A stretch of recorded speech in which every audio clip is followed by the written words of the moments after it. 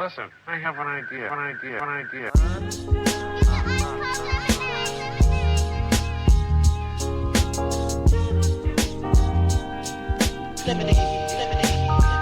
how I feel when you make lemonade. Whatever today has given you. 5'11" headaches, still call it Thanksgiving. True.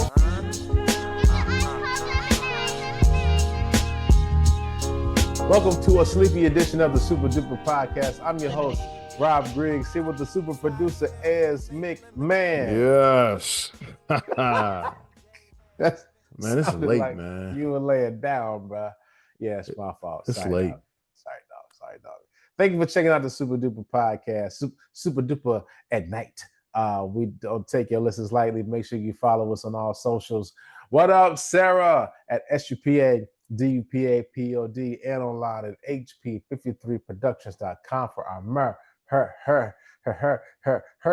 You will also find additional content such as the Father Good Podcast. I'm going to just stop saying that. And I'm on S. McMahon with the Easy Smoke GM Podcast. You guys get to... They say it's coming back at some point. Man, you didn't say that for years. You guys record this week? We haven't yet. Hopefully this weekend. Okay. Bears play the Chiefs as we speak tomorrow night. So that'll be the final game of the preseason. So yeah, we're looking forward to it. They looked pretty good against Buffalo last week. No doubt. Well, make sure you check out the Easy Smoke and GM Podcast where you're listening to the SDP, and also find us on YouTube at HP53 Productions. So there's a bunch of ways you can find us. Make sure you like, comment, subscribe, share. You know, we usually talk about seeing our faces as hats. My beard be popping on Bevel, but tonight y'all got the sleepy edition. So, you know, this might be a listening experience for the episode. But today I got a special guest. Actually, we've been on a roll of special guests, man. We had, we got my man from Blurs, had Jason Hike, and this week we got Dr. Williams because, Trump just, so this interview has been delayed a bit just because, stuff's going on in the week, and every day has been more stuff for us to talk about. But before we get to Dr. Williams, there's a couple of things I want to run by you, man. So, we had our unofficial segment, things Ez hasn't seen on the internet. Now, have you heard about K-pop demon hunters at all? K-pop demon hunters? No.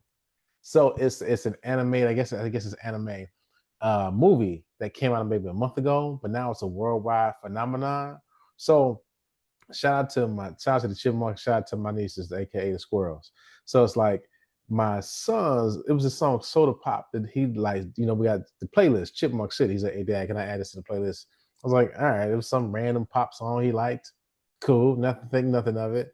And I was out with my nieces, I took them to lunch, and they had the K-pop Demon Hunter soundtrack. I was like, hey, this sounds pretty good. Oh, this song must they didn't like cool. Now we watched half of this movie. Like, this movie's pretty good. So after hanging out with my nieces, got home, saw the entire movie with the boys, and I gotta say, I was like, this is a really good movie. Music is great. Songs are fantastic. It's a nice, 90-minute push. I'm thinking like, maybe it's just me. Maybe because, I'm dad, checking it out, music good. But then everywhere I go, on different podcasts and the news, everywhere, this K-pop Demon Hunters is all over the place. And it's just like, all of a sudden, Netflix got another hit, right? And it's these Korean dramas or just Korean content in general. It just blows up on Netflix, right? Because, people watch K-pop dramas. BTS is big. I'm sure if they do something on Netflix, that'd be big too. And now you have this K-pop Demon Hunters going. So you haven't heard of this at all, have you? No, you're speaking Korean to me. I would say, listen, take a chance and watch this. I think you might like it. I think in the first 5 minutes you might, well, Rob got me watching.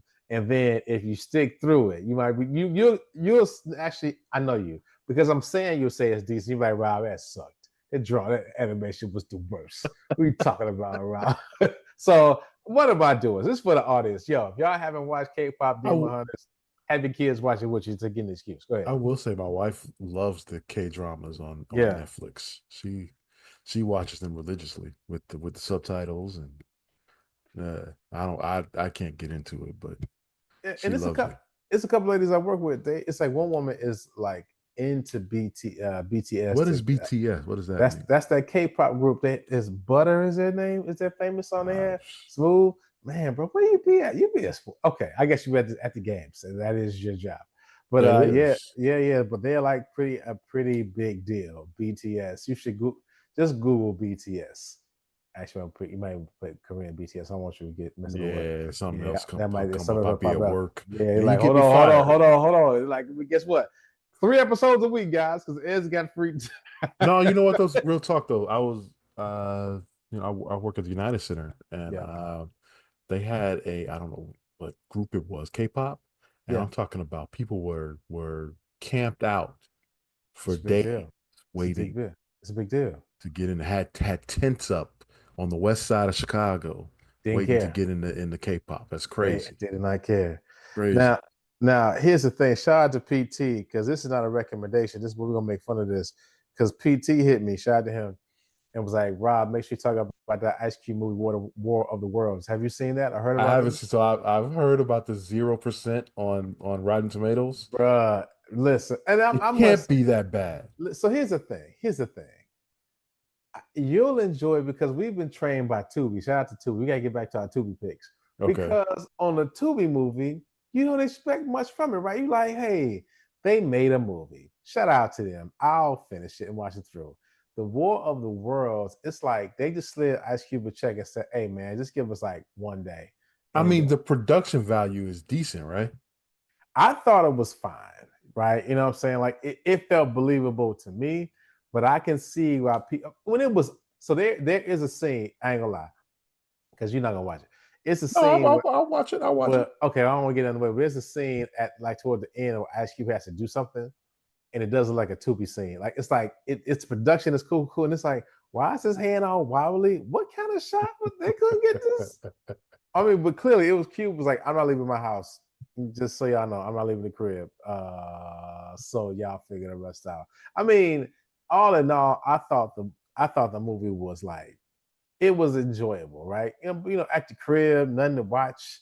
I turned it on. It was like, okay, this was a cool hour and a half. That's not K-pop Demon Hunters. I tell you that much. I tell you that much. But it was still a good watch. So But 0%.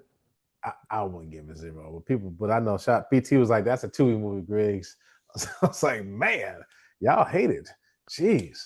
But last thing is, before we get to Doc Williams, I know you saw. Have you seen the Dallas Cowboys American Team documentary yet? I'm watching it Oh as we man, speak.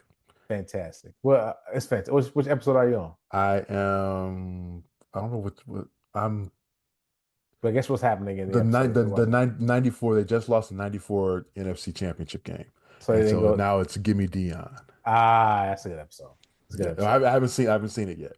Okay, I won't say much, man. That's what I was gonna do tonight. But I will encourage everybody to watch that. It's It's right so now. good. It's and there's people know the backstory of H53. Like they started out trying to do documentaries like those, right? And it's like when you watch a documentary like that, you're like, wow, this is how you tell a story. Again, we both agree the greatest sports documentary to me is the OJ one. Like Yep. Yep. Made in because America. because when you're done with that, you're like, he definitely By the did. way, you saw OJ made an appearance. I saw that. Not That's nothing. what. Not nothing. And shout out to the '90s, uh, man. This it One thing features. I did notice they took a little they took a little bit from The Last Dance What you mean? with the going back in time Oh with the yeah, yeah, timeline. yeah. Listen, They did. I'm noticing a lot of are documentaries doing are that. using that. Yeah, Yeah, yeah, yeah. Listen, The Last Dance. It's to me, it's made in America, and it's The Last Dance, right? I It's agree. I agree made with in that. America. You just can't beat it. You just can't. That's a whole different level of investigation and just hours of stuff. Last Dance was just they had us in the chokehold, and it was good content, man. Still like for example, I can't watch Last Dance to this day because I can't walk away from it. You know what I'm saying? Like I Yeah, can't turn it off. you're I glued don't even in. watch Yeah, it. Yeah, yeah, once I'm in, it's like I'm stuck. yeah. So yeah, so those are your Netflix. Check out recommendations. I guess we should say. Check those out. So Actually, I didn't expect you to watch Watching the Cowboys. Oh man, it's fantastic. I watched the Boston Celtics one. I watched the The Celtic well, City yeah, because was here's really the good. but here's the thing too with the Cowboys. In sports, we watch anything sports related. It's Lakers, it's Cowboys, right? It's like you talk about those teams, people gonna watch. And I remember the '90s. Like I remember them winning the championships, and them being a team in the '90s, and it's still Dallas seems like a cool place. And I gotta say, I think for all that Jerry Jones people hate about him, he's an innovative guy, man. And I would love to see the stadium just see how it looks there in person. You know what I mean? Just like Yeah, I Dallas wouldn't mind. I really wouldn't is. mind going to check out a game there. Absolutely. I like the backstory of how he made his money. Yeah, yeah. It's pretty interesting. And I didn't realize. I knew both him and Jimmy Johnson were on. They played football at the University of Arkansas. Yeah, but not close they were. I didn't know. Yeah, I didn't know they were roommates, and I didn't know that that they actually were pretty good players on that team. Yeah, they were knocking head. That team was pretty Yeah, good, man. yeah, It was yeah. crazy. So yeah, learned a lot in this so far. Yeah. Yeah, but it's a good document. So again, even if you're not a huge sports fan, I think if you watch this documentary, you'll kind of understand the culture of like the '90s. I mean, of course, you got like some sports, but Tell you you what, stay see the stay away from '90s. the White House. That's all I'm gonna say. My man, the president. But yeah, but listen, The president. Let me but tell you about the White House. the ARS was like, nah, not me. Not, Not getting me. Everyone was like, I'm the president of the White House. I Boo. love me some Michael Irvin, man.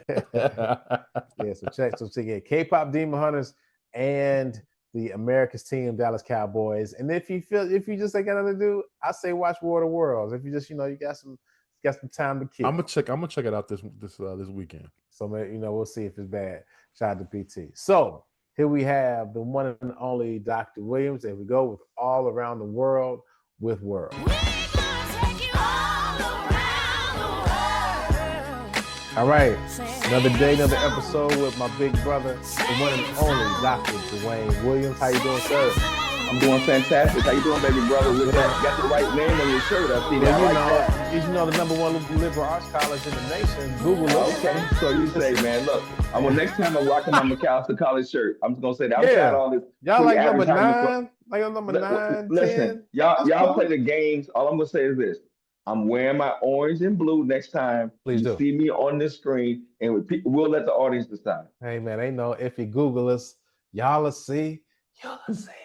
But World, the last few episodes, we've discussed it, and you've been reaching out because, our president has just been presidenting. He's been trumping, you know what I'm saying? He's been trumping. He's been trumping for sure. And I know we've just kind of made this pact to just every so many weeks have you on and kind of recap and give perspective for people.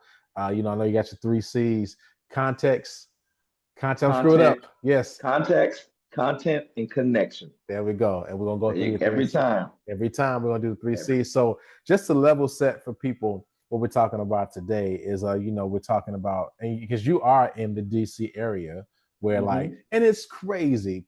Like, again, one of our first years we were on a pod, we always talked about the war on information.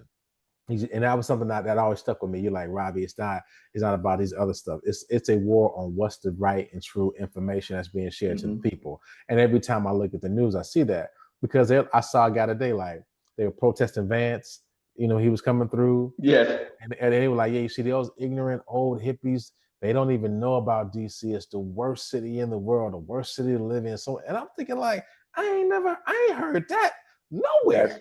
That's you know what I'm saying? Yes. And it's like, and they just got to, and so they're making a police state. But to level set, we talked about this on the pod, shout out to Ez, a couple of weeks ago when the protests were happening in LA. It was a whole fight with Governor Newsom, and it was like, hey, it's not nothing, right? This is not nothing. This is gonna be. Right. So I'm gonna just read a couple lines that I got so people can level set what we are and let you give the 3 C's. So President Trump has recently deployed significant numbers of National Guard troops to Marines in LA and DC.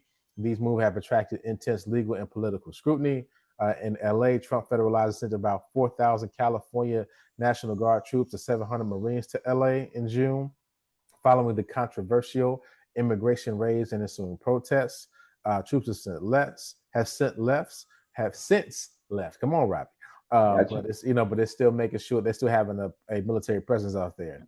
And so in DC, Trump invoked a rarely used powers to activate at least 800 National Guard troops in the Capitol, take temporary control of the DC department, and deploy federal agents. Since August 11th, more Republican-led states have sent hundreds of additional troops to DC to support this move, with the total number of expected to be more than double soon. So, of course, talk about other cities being next, more Democratic kind of cities, more like New York, Philadelphia, Baltimore, Oakland, and our hometown, Chicago. And that initially led to this conversation, right? It's like how Exactly. for so I level set for people, but I want to make sure you give your 3 C's, sir. So look, here's the context, and I want to be very clear. Washington, D.C. is inarguably rather, one of the greatest cities in the world, in the country. It truly is a great It's one city. of my I favorite cities to love visit. D.C. for One a of my lot favorite of reasons. Now, cities. both of us are Chicago. We come from a great city, so we can afford to be generous about other cities. So the first thing to understand is that the narrative, the rhetoric about D.C. being a crime-infested, gang-ridden, overran by gangs is not only a false narrative, it's patently disingenuous, it's dishonest. And I think at one level, what it really does is feed a narrative that really doesn't even exist. It's almost like you're myth making about something that was a myth in the first place. I mean, DC is really a great city. It's a city that over the last decade, almost 2 decades, has grown. It has a great art scene. It has, of course, all of the great museums. It's one of those spaces where young people see themselves coming to, building families. It's physically beautiful. It doesn't mean that it doesn't have issues that cities have, but two things I think are important in terms of the context. One, crime has been objectively going down. No matter what the argument is, at the end of the day, there's no national crisis that requires the federal government to intercede. Okay. Secondly, at the end of the day, this is still about the fact that we want to target cities that are ran by Democrats, and I would argue by Democratically led mayors that are African American mayors. You look at LA, you look at Chicago, you look at DC, you look at New York, you can look at these places. There's something there, right? And see our earlier podcast and talk about what that's really about. But it's the same narrative. Ultimately, we're going to tap into the meaning systems. Cities are bad, they are dark, Black people are incompetent, they can't run cities. So I, as the great patronizing father, need to come in and fix this problem. I'm going to fix our cities. Our cities need to be pretty, need to be wonderful. But the thing you need to know about DC is that DC has 700,000 American citizens. We are not a colony. DC isn't a colony. It's an American city with Americans in it, with all the full rights and privileges that come with being an American, right? Chicago, other places, the scale of it, the problems may be there and they're being managed. But it's so funny because of all the places that Trump would pick to try to vilify, DC has both the visual, is visually beautiful. I mean, one of the things I don't like about DC, I often say, is that it's not gritty enough. It's not, it's not tough enough. It's not dirty enough. I like Baltimore in some ways because it reminds me a lot of Chicago. So I think it's kind of funny when you talk about the city being ugly and dirty. It's just, it really is just a lie that he tells himself. It's not one that objectively you can see. Yeah, because I say No. this, I've been to Baltimore recently, actually, and it's like Baltimore, it's just like Compton. But like, All right. shout to Baltimore, my bad. But Hey, like to watch it, you, man. Be more, I baby. know, they come for me. But the Yeah. thing is, but all jokes aside, to your point, DC number one, it's yeah, every city got its spots, but doggone it, the president is in DC. You know they gonna Right. keep it tight. Right. It's some level, right? It's not Right. gonna be all the way bad. What we It's talking about? clean, it's clear, and the idea that because he sees something, he says, "Oh, we don't have like this idea of vilifying poor people, people who are unhoused." Listen, DC has, by every count, what the data says is that there are about between 800 and 1,000 unhoused Americans living in DC. Hmm. Some of them are in places near George Washington University, near Georgetown, other places. But it's not some massive encampment of tens of thousands of people who are overrunning the city. It's an eyesore. And the issue is this: there are resources that are available. If you want to deal with an unhoused issue in nation's capital, the president is uniquely positioned to add resources to that. But instead, he vilifies them and acts like people who are unhoused are criminals. allowing being unhoused being a criminal. So you criminalizing a social problem, and then saying that's one of the reasons that we have all these criminals here. We have all these foreigners. We have all these different people, these aliens. It's always about some kind of unknown thing that visually is unappealing. And I'm going to step in and save the day because we should have a beautiful capital. The capital is visually beautiful. The vistas are beautiful. The people are beautiful. The spaces are beautiful. It's hard pressed to make the case that DC isn't a beautiful city. It's also hard pressed because it's also very telling because really this is about his own personal preference. There are things he doesn't like, but that's not enough to seize control of a major city, of a capital city. It just shouldn't happen. And the final point I will make is this: DC is a unlike Chicago, a place that has a certain kind of grit. It's a diamond. It's such a easy city to get around. You really want to make some headway in the city. It has 700,000 people. The scale of the problems aren't as big in other places. There's been a concerted effort among the city council, city leaders, to really be intentional about addressing specific things like issues around youth and what's happening with youth curfews. They put things in place. I haven't always agreed with the policies, but what I can say is this: there's a clear responsiveness on the ground from the local leaders to say we need to deal with this because it reflects poorly on the city. There are pockets where there are real issues, and we can deal with them, and they've done them. Again, we can argue about the policy, but we can't say they haven't been responsive. Final point. This is the one thing that bothers me the most. Uh, in a city with 700,000 people that has now a presidential control of the police with soon to be maybe 2,000 federal troops, National Guard there. They're putting the people, they're putting those people in places where the crimes aren't happening. So the example that I give, and it still bothers me to this day, there was recently a 1-year-old girl who was killed in the part of the city that's called Southeast. And I've never heard the president say, I'm going to find that person. All right. The people in those communities are like, we don't believe that we need to have federal assistance. We need to have the president seize control. But in the places where there are people are most vulnerable who want some more policing to create the safety, you don't see them there. They're in the Lincoln Memorial. They're at the Amtrak station. They're at Union Station. They're in the places where tourists go. But guess what? The safest place to be in DC is on the National Mall. Safest place to be in DC is near Union Station. But the places where people are really vulnerable, where their security, their real sense of security has been made fragile, you don't see them there. And you see the kind of, we have X number of arrests. The arrests are for a traffic violation, a driving without a license, things that local police can do with their eyes closed. So again, if you are interested in improving the quality of life for people in the District of Columbia and visitors, you will position those resources differently. That's the first thing you do. You put them in the Ward 7 and 8 of the city. Number two, you would not withhold $1 billion of tax dollars from American citizens so they can make choices about how to do that. So the reality is, this isn't about policing. This is really about a kind of political propaganda which says, I'm in control. People who are of certain political ilks are incompetent, and I'm the person who can do that. Yeah, because on the pod we talk about sirens a lot, like talking about being predicted for the future. And then a lot of times you see a story in the paper that you're like, that seems strange, and then next thing you know, that's like the new way, right? So I feel like this is a siren of times because it hasn't even been a year, and this is already how he's approaching major cities and major places, right? So if he does replicate this in DC, kind of his base, and goes to other cities, now we're looking at in the next 4 years a military state across the country that's like in democratic spaces, right? And so, and also I think about the defund the police conversation that was happening in 2020, right? That became a thing, of course, when George Floyd was murdered. And you always said it was that was a bad tag, horrible, horrible like discussion, but it was really just around, hey, some of these crimes that are happening are not happening just because it's like not enough police presence, so on and so forth.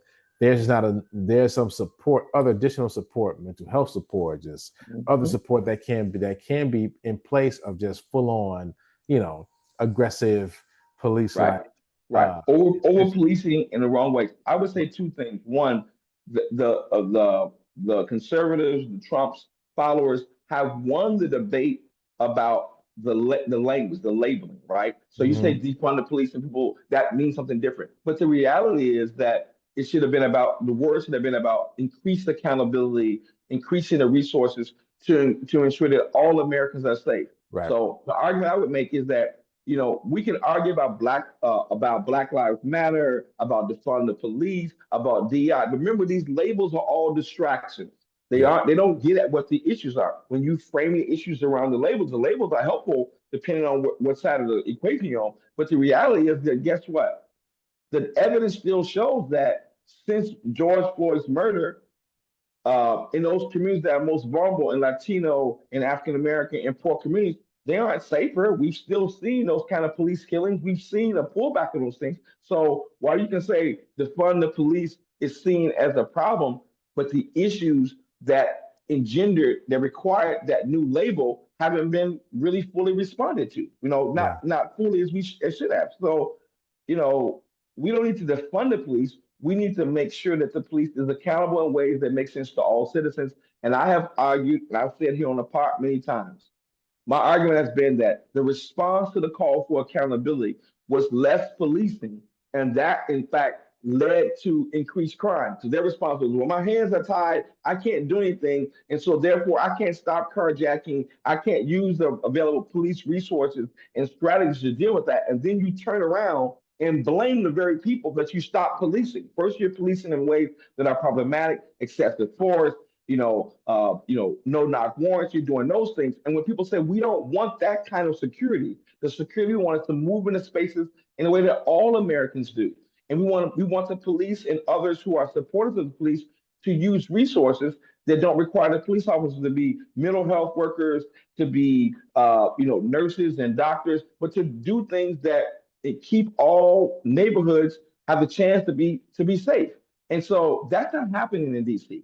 DC isn't safer because the president has decided to seize control of the police. It's Hmm. not safer. And the statistics, the data just doesn't show that. In fact, it shows that crime has, as not I won't say has went up, but it hasn't improved anyway. The stats don't show that. People don't feel safer. And I would generally say that when you go back to Project 2025, none of this is all the things they said they would do. So they're keeping their word. So bravo for the conservatives. They're keeping their word. This is not new.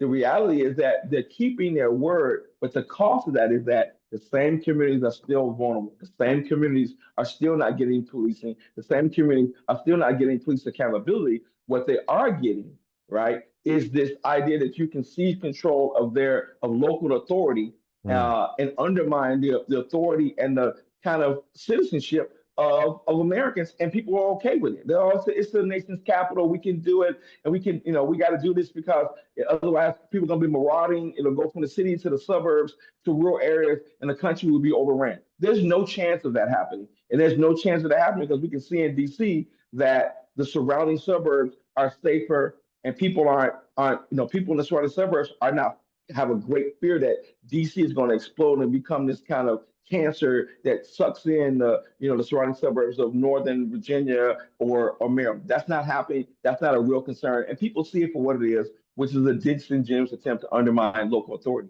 Sure. And I know how you're gonna respond to this question, but I still want to set it up just because people are stupid and they like to take stuff out of context.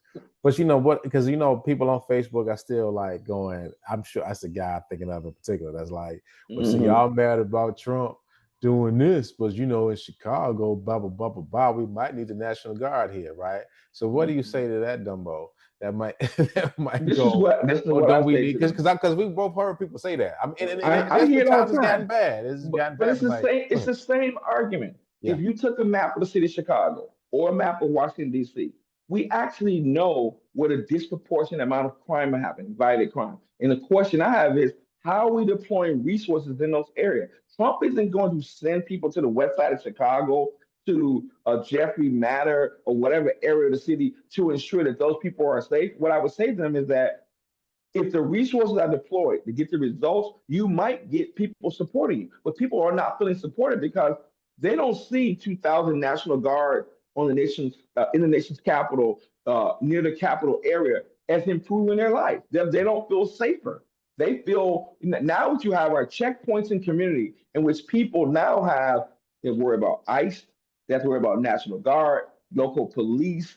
You know, DC is one of the most police states. We have tons of overlapping federal. Almost every federal department has its own police department, right? We got a Capitol Police. We got the DEA. We got many of these agencies have their own policing. So I would tell that person this: look at the map and ask yourself, is the city of Chicago, if Trump were to send the police in, would he be sending police to the corner of Roosevelt and Francisco, where I grew up on the West Side? Hardly, no chance. He's not going to be, in that part. He's not going to be in the West Side of Chicago. He's not going to be in those places in the South Side where we can figure out where it is. So, we know where the concentrations of political, I'm not political activity, criminal activity might be.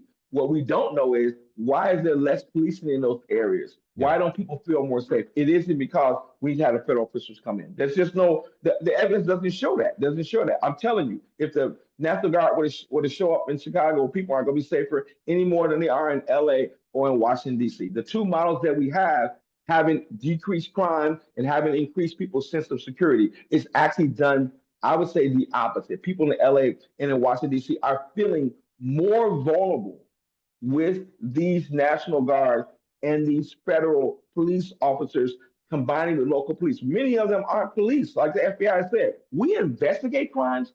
We don't know the local community. We don't have an organic understanding of where people are. We haven't developed relationships that can help us solve crimes. I mean, we deal with issues that aren't related to this. So we know that they're not going to deal with the issue of the genuine fragility that people might have around crime. And here's the other thing that people don't say. I saw the president make a comment about this, which is, by pulling resources away, federal resources away, you now are making our national security is now vulnerable. Because if I'm an FBI agent, I'm looking for trying to stop somebody for a traffic stop in Southeast DC, then I'm not looking at issues that are about international security issues that might impact the country. We're not doing those things. We only have so many resources, and we're deploying them in ways that reflect someone's personal preference rather than the political needs of any of these individual cities. So someone complaining about, hey, we're not complaining about Trump doing this, that, or the other, doesn't understand how he's deploying the resources in the places where he's deployed them. Yeah.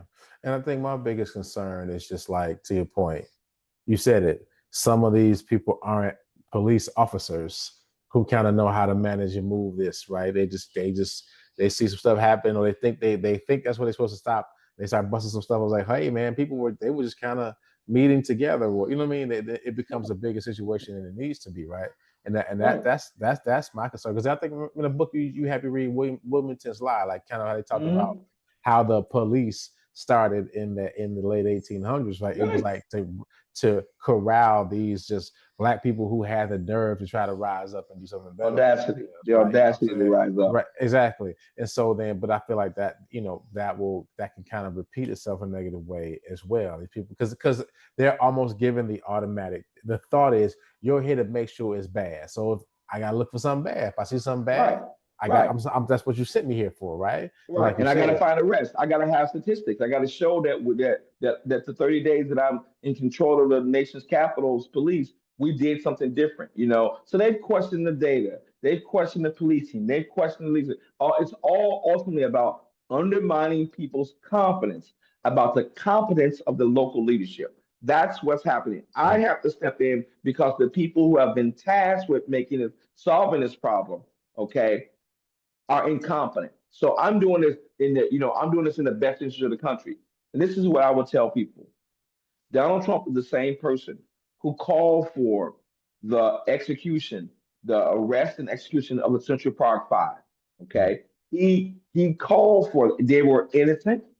All right. But he said, hey, he took out a full-page ad in the New York Times and used the same type of language he's using now. Right. They're gangs, they're marauding.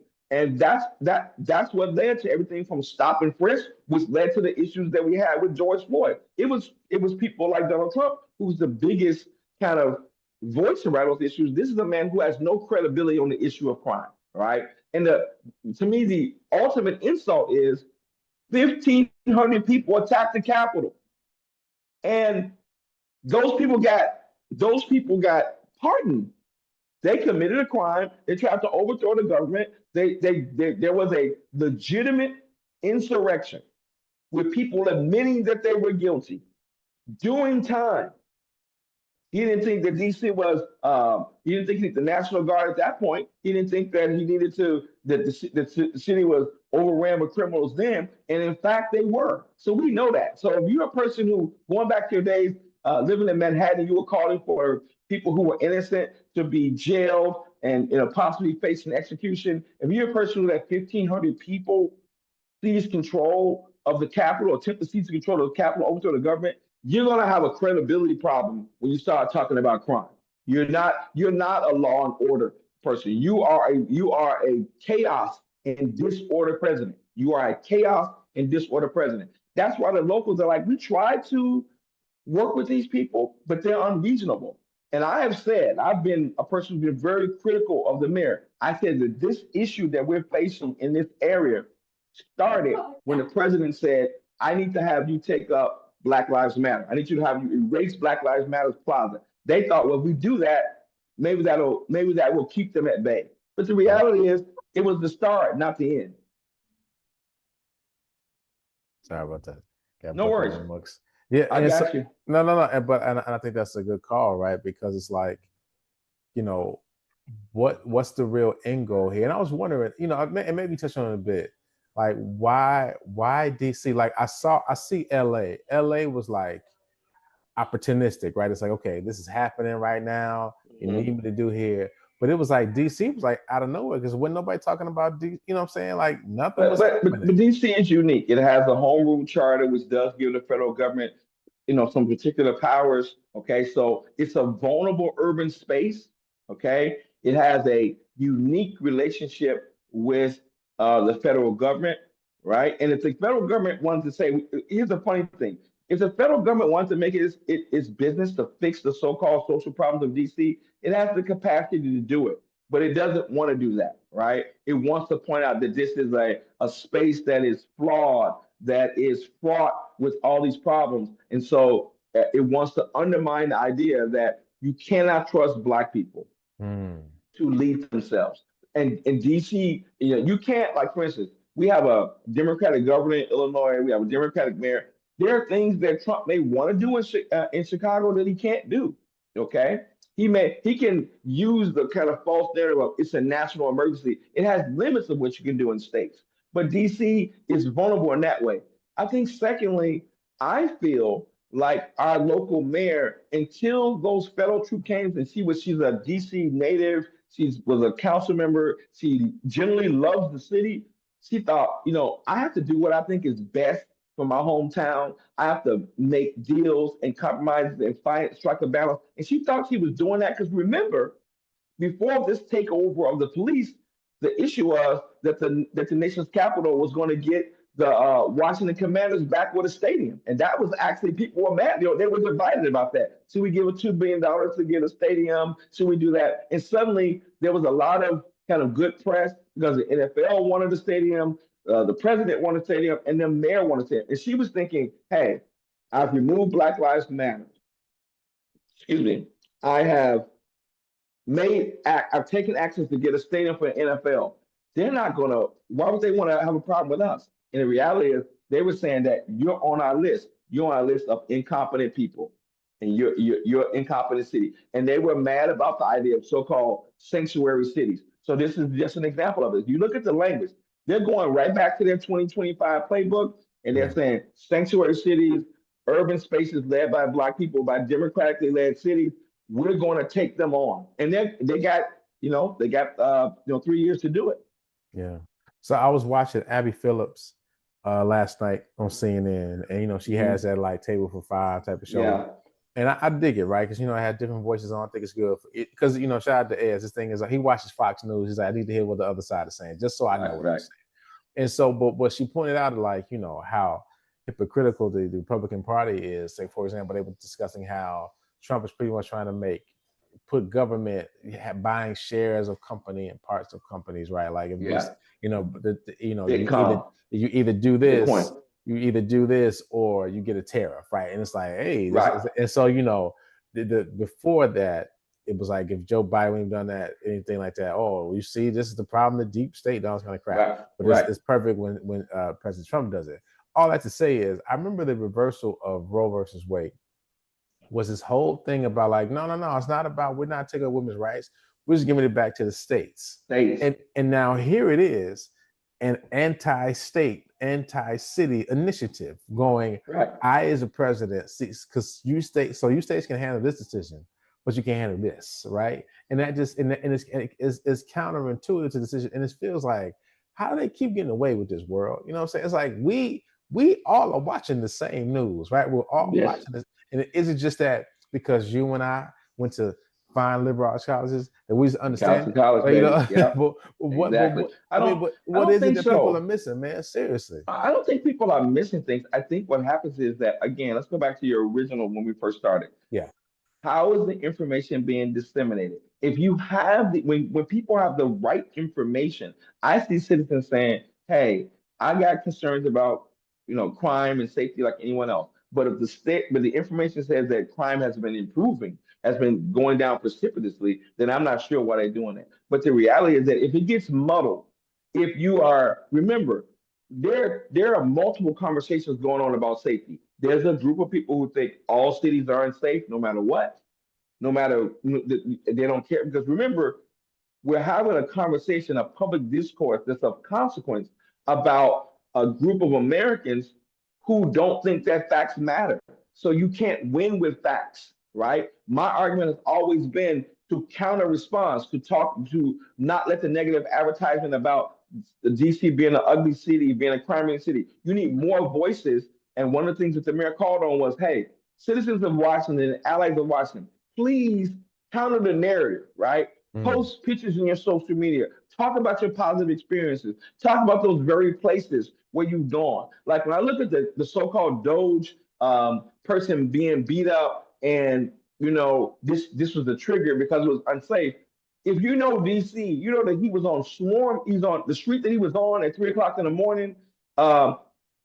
Anybody could have been subjected to that, right? Sure. Being in that particular place at that time in the morning doesn't mean you will be a victim of a crime, but it also is a place where you wouldn't be surprised at 3 o'clock in the morning in the city that if somebody was a so-called criminal, why they might pry on that place. That street is dark. It's a small space. It's not in a space where there are lots of police. It's off the kind of beaten path. It's in the U Street corridor, but it's not a place where people go. It's a residential area. So the reality is, when people are listening and they don't know Washington, D.C. or Chicago or L.A., all they have are the images. I've said this over and over again, Rob. History is an image-making process. What we see, we often come to believe to be true. It doesn't make a difference what the facts are. If I believe that cities are unsafe, I'm looking for evidence to confirm my bias that cities are unsafe. Yeah. And the only way you can counter that is not really with facts, but with the counter images which undermine that. We need to do more on my side of the ball, your side of the ball, to counter those images. Everybody I know has a positive experience having gone to Washington, but they're not speaking as loudly, as frequently as those who are saying, look how terrible DC is. You got someone like J.D. Vance, the Vice President of the United States, saying the things he's saying about the Capitol. But his experience in the Capitol, it belies his actual lived experience. All right. And so he's not unsafe. He wasn't unsafe as a senator. He wasn't unsafe. He was a law student. His wife wasn't unsafe when she worked before she became second lady. But we're not telling those stories. And I'm a historian. What's my job? I tell stories to provide content, context, so that people can make the connections. If you don't have the information that you need, how would you be making the connections if nobody gave it to you? That's our task. Yeah. That's our task. Yeah. No. I gotta say, man, like it's heartbreaking because I feel like, and again, maybe because I'm older, I understand it more. When I was young, I thought this is how politics worked, right? There's a problem. Like we all agree, there's these series of problems we got to solve, be it crime, drugs, global, our global interactions, whatnot, right? And the Democrats and Republicans, and I'm simplifying it, in effect, where we got an answer to the problem. We have an answer, we had different answers to the same problem, but we still want to address the problem, right? And so the person that Mhm. went out, they were going to attack this problem from their perspective. That's how it Right. was. But I just feel Right. like now we're not even in the problem solving business anymore, right? It's Right. like you said. I think you said it perfectly, but something I just hadn't considered. They're not even going to the parts of the city that need the policing. Right. It's just more of a show, right? And it's just a show of power more than anything else. It Versus is. like, all right, yeah, because nobody's not saying there's not a problem, right? And I feel like we're making more problems rather than solving the problems that are in front of us, and that is just concerning, world, because it's like it ain't even a year yet. We have not hit day 365 yet, and this is the trajectory which we're moving, man. So like, I'm But just, yeah, but look, Robert, they've been consistent. yeah, There is nothing that I've seen yeah. when you talk about the issue about seizing control in the capital city, increasing policing in LA. When you look at to me, this is my own view, the just unforgivable, inexcusable attack on the national narrative when it comes to the Smithsonian. They're all versions Oh of the my same thing. God, Here's yeah, the issue. When the president says, hey, they're talking too much about slavery, making us look bad, or some version of that. yeah, My response to that what John Hope Franklin said. Our task is to tell the unvarnished truth. I trust citizens, but how can they make decisions if you're telling me that I can't even tell them what the truth is? Like yeah, I'm literally going to get in trouble. Okay, so remember that everything you're seeing that kind of makes you scratch your head or frustrates you or demoralize you in some way was presented to you in Project 2025. If you go through, and I yeah, said you can look, you got the tape for it. Look back. yeah, yeah. We got Everything it. they said they were going to do, they've done. So they're just going through their list. They waited for years and they said, if we seize control of the state again, here are the things we're going to do. We're going to attack these particular departments. We're gonna attack issues around our foreign aid. We're gonna attack the cities that we don't like. We're gonna look at these public these arts institutions that are telling stories that are challenging our ideas about democracy and expanding them and have the idea of having multiple. We're gonna do all those things. They're just doing them, and the reality is that people may be stunned, but you can't be permanently stunned. You have to do what does Spike Lee say in all his films? Wake up. You talk Mhm. about woke? It's not about being woke. The point is that wake up and just actually say what your experience is. Do you really believe that the Smithsonian is telling bad stories about the country because they want the people to hate the country? No. Do you really believe that there's so much crime in the streets? If you look at, for instance, the amount of tourism that comes to cities. There's a reason that seventh graders from Idaho Falls, Idaho, from Fort Smith, Arkansas, come here for their national trips to the capital. If it was really dangerous, people wouldn't be coming from those places. They don't have to come these large distances. So we know that these tour buses, these school tours are coming here. You have thousands of children who can say, "Hey, I was in the capital and it was beautiful," Yeah. but you don't hear those stories. No, you don't. And I think, and you said it best. It's like also this is supposed to be the place where the history was uniform, and everybody when they come to hear it, it's like you said, the unvarnished history. And now it's becoming a history that protects certain people. Like you hear these comments about what's in the news, people saying slavery wasn't that bad, or only 2% of the population was really enslaved. It's like, are y'all serious? Like, Right. and it's like they're But trying to but negative undermine. advertising works. It Yeah, works. yeah, If you begin to think that certain things are debatable, if you really believe, like, hey, remember, we're gonna have a lot of conversations about this in the coming months. Next year's the 250th anniversary of the United States. yeah, yeah. Okay, the the narrative of our country is worth fighting for. Okay, I Mm, believe is worth fighting for. When you've been in the National Museum of African American History and Culture, when you've been in the American History Museum, when you've been in the Native American Museum, when you've been in the art spaces that are in our nation's capital, you have an affirmative obligation to simply insist that the narrative be told, right? Right? We are good and we are ugly too. What makes us great is that in spite of those truths, we've been able to fashion this multiracial democracy that has achieved greatness. They don't want to hear that part. They want to say we've achieved greatness, but please don't tell us about the path that we took. Please don't tell us about the experiences of indigenous people, of poor people, of African American people, of women. Like if you use those words, somehow you're being un-American. It's just the opposite. Those are the things that make us American. It's that both of those things are there. And when you go to the museums, you have a chance to see those things. What makes cities great? What makes particular pockets of our community great? Talking about multiple voices is not a dividing. It's actually a united. It's the United States. That's what unites us. And the idea that leaving it out will clearly divide us.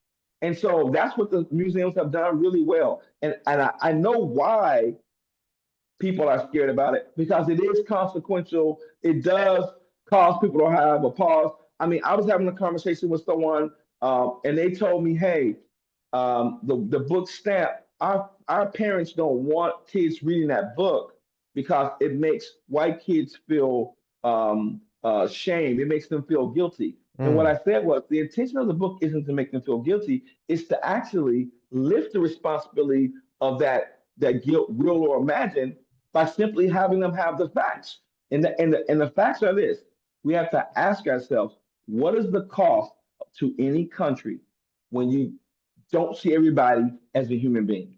You could have slavery. You could have policing in a certain way. You could have all kinds of, there are consequences. And that you learn that in school. And the safest place to learn that is in a school. You can't talk about slavery in a workplace, but in a school setting with the right supports and the right set of facts, it has real implications for being very transformative. But they don't want folks transformed in that way, and that's what upsets me. So Yeah. you don't want to see cities as competent places because then you have to admit that it isn't as scary as you want to. You don't want the museums to tell powerful, creative narratives about the experiences because that would cause you to have to say some of the prior policies were problematic and we probably shouldn't have done them. Admitting that you were wrong about something that happened in the past doesn't make the country weak; it makes it strong. Yeah. And even that point you were making, it made me more appreciate, like, because for example, as you said right there, stand from the beginning, people are not having questions about the book, and I'm sure when it came out, it was like accepted that hey, this is our history, what happened. But this even conversation makes me appreciate like how difficult it must have been for Frederick Douglass to ask more of America, right? In that time, you know what I'm saying, W. Du Bois, all those people, like, because we take it for granted you can just write a book, we can have a pod talking about, hey, Right. y'all messing this up, yada yada. But then they were writing this stuff, and it's like, who knows if it's gonna come out? These words have lived on so far. Until I think Exactly. that's gonna be the title of the episode, "The Narrative Worth Fighting For." Because I think, because we all try to end what people can do. I think that's Mhm. it. Fight for the Right. narrative, right? Fight Because for the narrative. we know what Yeah. we hear, we know what we can see. Because I don't know if I told you, world, I'm taking like on as a personal crusade. Especially with the recommends that you give me, but I just buy a lot of books that's about Black history just to Yeah. have it. Just to have like the physical copy in Yeah. my That's what I hand. told you. You can't It you sends can't the take it message. from me. Yeah. Yeah. Because like you said, we Yeah. have to keep fighting for this narrative. So I encourage everybody that's listening, like in your own way and on time, because it's so easy to be like, it's over, it's done, I'm moving to Yeah. France. So I'm no, no, no, no, no. No, We have to no. fight for our Douglas talked about that. narratives. Yeah. No, no. This is our country. We built it. All Mm, right. We collectively have built it in different ways. And to run, to deny that, it's denying those things, right? So, we got Douglas, we got Du Bois, but remember, we're from Chicago. We got Ida B. Wells, okay? absolutely. We Absolutely. got we got the incomparable Ida B. Wells. We come from a city and a tradition in which, podcasting and sources and newspapers and all those things, it's the same tradition. And all of them, Douglas, Du Bois, Ida B. Wells, all the amazing other men and women who fought, they're always fighting for the narrative. They're not fighting to say, I want you to be guilty. They're fighting because they believe so much in the country. If they believe it's worth fighting for, they literally, and we both know this, I wouldn't give up blood, sweat, and tears for just winning the narrative, right? Yeah. Just having let the Mm, narrative exist, and then let the people come and look and see if we can pivot on from one perspective to another and see the country differently. There is nothing about the ugliness of America that's going to make people hate America. It's going to question and make us better. But you can't do that if the narrative is incomplete, if it's fractured, if it's frayed, if it's obscured, if it's made invisible or denied. Nothing can come from that. I'm telling you, that's the place where you fight. That to me, I'm telling you right now, I might be podcasting from a jail because when they move and do things on the National Museum of African American History, I'm going to physically go to the streets on that one because Yeah. I love the country so much and the narrative of our country so much. It's to me, it's worth organizing and galvanizing for the purpose of defending that narrative. That narrative is worth fighting for. The Smithsonian and other museums are worth fighting for. The idea that the nation's capital should not be a police state, that narrative is worth fighting for. Yeah. And again, when I see a National Guard in Ward 7 or 8 asking questions about who is the person who killed a 1-year-old black girl, when I hear that question asked, then I'll know that they're serious. Until that happens, no way, Yeah. right? Until Ward 7 and 8, until the city of the whole nation's capital can be safe, we need to fight for the narrative. Yeah. Yeah. And I think I'm gonna join you in your challenge, man, because I think that's something we, as everybody's listening to the pod, that the Smithsonian, the National History of African American History, National Museum of African American History, right? They start messing with that.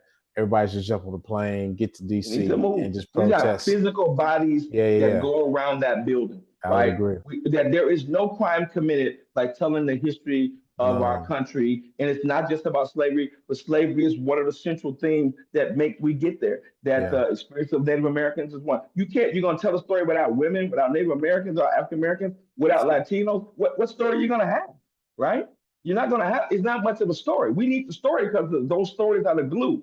And it doesn't make sense, but it makes people feel good because they can say, Steve, if you tell that story, you make me feel bad. I only make you feel bad if you don't understand why the story is worth fighting for. It doesn't. All right. History is about the past, and it's not really about the past, about the present and all that we do. That's Baldwin. It's in the museum. You can go see it for yourself. All right. Don't take my word for it. Go see Baldwin's work and then go look at the museum and see if it makes sense to you. Yeah. Oh. Well, as always, man, this is a great discussion and conversation. I think it just reminded me that, in the midst of all the jokes that we tell, the fun that we have, there's some serious stuff that's going on. I feel like, again, in doing this pod and talking with you, talking with you more in the last few years, I'm just more in tune to the news. I know how to listen to it a little differently, but I just know that for most people aren't hearing this stuff, or they hear it in this background noise. That's why we try to do these episodes and these pods for you guys, because I'm sure they're hearing about the police states, but like the museum stuff is blowing right past. It's like, no, that's just as big a deal, you know what I mean? And it's like, everything is happening at the same time that everybody's to keep paying attention to and keep your hands on. Yeah, absolutely. Yeah, absolutely. So as we do it, before we wrap up, man, you know what we gotta do. Here we go. Listen, this is you pitched underhand to me this week. So first book, you got to do Chocolate City, A History of Race and Democracy in the Nation's Capital. Chocolate City, A History of Race and Democracy in the Nation's Capital. Author Chris Myers Ash, ASCH, and George Derek Musgrove. Again, Chocolate City, A History of Race and Democracy in the Nation's Capital, Chris Myers Ash, and George Derek Musgrove. That's a must-have. It gives you all the context, the content, and connection to make about the nation's capital. Everything that's happening will make sense. Yeah. Number 2, not a book, but an article that is an absolute must-read. If y'all got a link, put it there. The great historian David Blight, who wrote arguably the best biography about Frederick Douglass, has an article. Look at the title. What if history died by sanctioned ignorance? What if history died by sanctioned ignorance? That's in the New Republic magazine, August 7th, 2025. You can go to newrepublic.com. David Blight, B-L-I-G-H, David Blight. His article is called What If History Died by Sanctioned Ignorance? It's a whole critique of all of the different presidential proclamations and executive orders that Trump has put out that attack public history museums, the teaching of it, what's at stake. It's a really great, it's a challenge, and he offers this thing like, hey, you want to have a debate about history? Let's have that debate. You want to have a debate about museums and what they're the storytelling? Let's do that. Because remember, one of the architects of Project 2025 has a PhD in history from, I think, UVA or from, yeah, so UVA. So, don't sleep on the historians. They're the people who crafted those things. So they know what they're doing. So again, Blight's article, What if History Died by Sanctioned Ignorance? NewRepublic.com, August 7th, 2025. Chris Myers asked, and George Derek Musgrove, Chocolate City, must have everything. Well, yeah, man. That's it. Usually, you got three and two. Well, here's the thing. Let me say this. I've been carrying this book around with me, but I think I recommended it before. And of course, it's getting good trouble, right? You got to have it on my bookshelf. It's got to be on your bookshelf. Here's the thing. The reason that I have this book is because I needed a way to remind myself the reason we love John Lewis. And the thing about John Lewis is, again, not a great speaker, okay? It's not about making great speeches. It's about having great courage. Everything that I read about John Lewis before and in this biography reminds me that what's required of us in 2025 is a kind of public courage that requires us to act, not just to watch, not just to post. Again, the whole kind of armchair social media activist is not enough of a shield for what the opponents of history of public cities is not enough. You have to have a kind of public courage that John Lewis had, that Diane Nash, again, another Chicagoan, okay? Shout out. They had public courage, all right? And that public courage, and they weren't naive about it. The public courage was required. It was a kind of moral force that says, the alternative is so much worse. I'm just going to do this thing, right? So we know about John Lewis, we know about the Evan Pettis Bridge, but the issue is that all of us can have public courage about the things that matter to us. And I told you what mattered to me. What matters to me is the public spaces where history is told. I might write an article or a book about something, people won't read it, but people go to the museums. They form their understandings about the past in those public spaces. And we have to have public courage about it. John Lewis is just a model of that. You can have the same thing about Diane Nash. You talk about Douglas. You can look at David Blight's book on Douglas. His book, I wish I had brought it in here. David Blight's biography of Frederick Douglass. If you read that article about history, you then have to go to David Blight's book about Douglas. Again, 19th century, 20th century, 21st century. All the things that tie those centuries together is this great well of public courage, okay? Because what? The narrative is worth fighting for. Douglas knew it. Ida B. Wells knew it, okay? We know it. John Lewis knew it. It's not a mystery. It's just, can you really act on that courage? We have it within us. We aren't cowards. It's not true. It's that we have to figure out if we can summon that courage for the thing that matters to us. And all of us have something that matters to us when it comes to this American project. We all actually have something that matters to us. So are we busy? Yes. Are the triplets A, B, and C consuming a lot of time for you? Yes. But guess what? We're fighting for them. I'm fighting for my children. You're fighting for your children. What is my granddaughter's name? Her name is Hope. It's not despair, okay? It's hope. I mean, that's everything. So I don't have an excuse. I have enough children, enough family, enough things that I know to summon hope. And I say, okay, I'm looking, I'm talking on the pod, but where is the place where I'm going to say the buck stops with me? And the buck stops with me with the National Museum of African American History and Culture. That's a note. I'm going to the well on that one, and I'm going to invite people to join me down there. We're going to the well. I hear that, and I think to your point, because so many things happen. I want to definitely end on that. We all should have a line. It shouldn't just be like everything just knocking us over. Because for me, it's always like this: how this funding is affecting children with disabilities and they're diverse, right? And but also get me started. But also again, like I'm with you. It's like now I don't want to lie to the future, like because I'm with you. It's not even about me. It's about the grandchildren that I don't even know yet. You know what I'm saying? That will come to me and have a different version of history, and they're gonna get mad. Why is Pop so mad?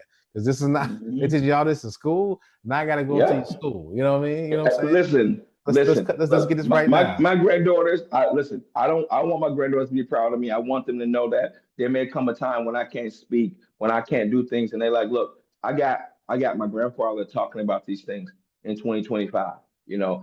got two granddaughters, and I'm sure I'll have other grandkids. I'll be blessed with other grandkids if that's what God wants. But the two granddaughters that I have, they will never be able to say that their grandfather was not in the public space, in the public arena, in the square, talking about these issues are about more than me and you. They're about those people. The future does belong to them, and they have a right to have a future.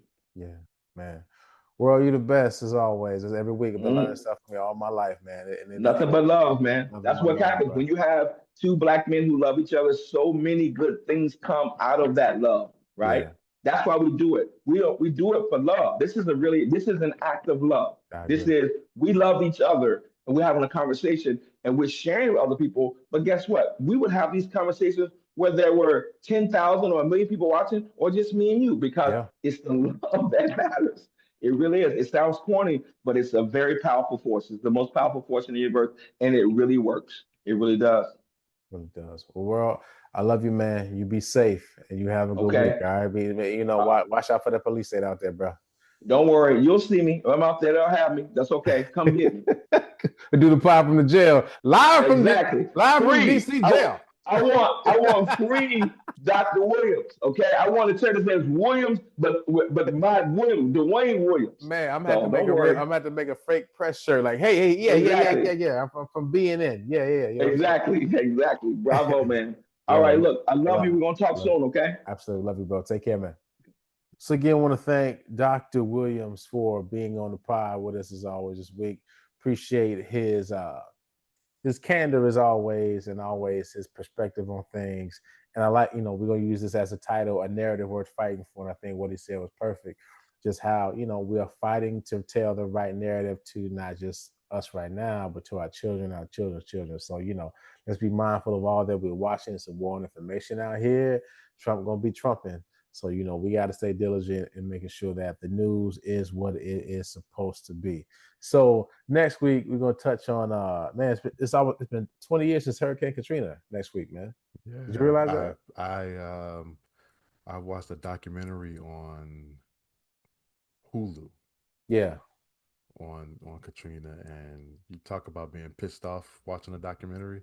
Yeah. It will set you off, man. Just the sheer incompetence that was going on during that. That should have never happened. Wow. Okay. I'll make sure I'll look at that. We talk because I do want to touch on that next week. Sure. Hulu's got one, and then I think Netflix has a look back on it as well. 2020 year look back on it. And as always, the Spike Lee one. Yeah, that was when the leverage broke, right? When the leverage broke, yeah. Yeah, but I'll check out the Hulu one since you watched that, we can talk about at least have an apples to apples conversation. So yeah, but that's something. I don't want to get into it now, but that's just something to highlight. We'll talk about that. That's 20 years, man. So yeah. But thank you for checking out the Super Duper Pod. We do not take your listens lightly. Make sure you follow us on all socials at S.U.P.A. DUPA POD, online at HP53productions.com. and on YouTube at HP53 Productions. As I miss anything? No, I think you covered it all. Fantastic. Make sure you take care of yourselves and each other. Hey, mama, this is the Super Duper Podcast. That's champagne, real pain, champagne from you and I. Wait, you and I? Now that's champagne if you was I. Would you be off on this campaign? Is it suicide? If you know that bringing hope here is how careers die. Or do the K stand for kamikaze? J silent is everywhere, you can feel them probably.